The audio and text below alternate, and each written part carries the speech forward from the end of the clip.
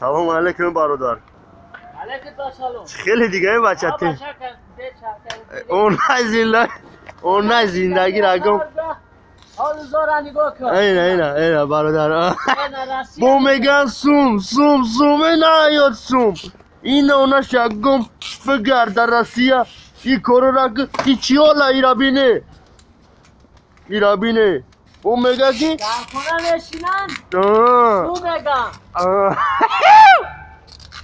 این اگه بچه شیر نر ناموس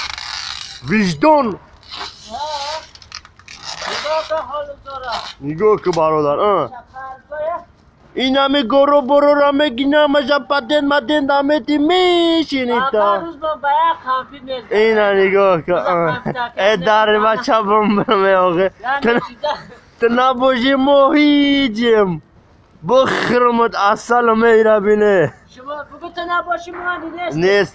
نیستیم برادر زنده باشه نه شیروی نرم ما کسایی نه برادرو کسی که میبینین ما را در نمی سکلادو کار میکنیم در فیرمای باو سرویس خیلی برادرو این ای اکای شوریک نوم داره ای کلوب جان ای مو بچه های جربلاق های اونا برادرو خیلی عزبا کن این همی سکلادو مونه برادرو نه بازی میخونه یک بایدی سرتره این خیلی سرترشونش بگی خیلی ای تو یه بخی دوی چومه کنید چو کنم شیره را بینه حلو های اکای شورگ یک سخنگ برای بچه های همی کسی که همی ویدیو رو تماشا میکنن اگر امکانیت باشه من سخن بسیار دارم نکی یکی خطا میکنم یک جوشه با نیتا خود میروه یکی برجای میگافون بلاین دقیقت اینا خیلی برادرای زنده باشه نامتون خیلی مهنت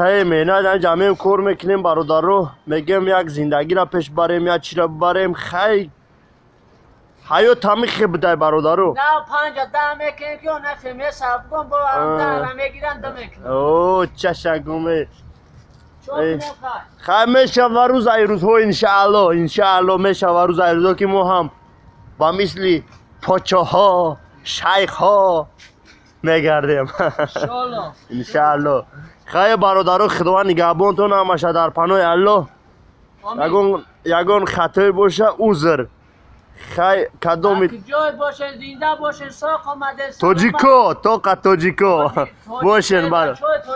چهر بچه شهری نری کلوب تاجیک بسیار علامت بکشت پرد و پولی بسیار سلامت باشی برادرو خدا نگهبانتون الله اکبر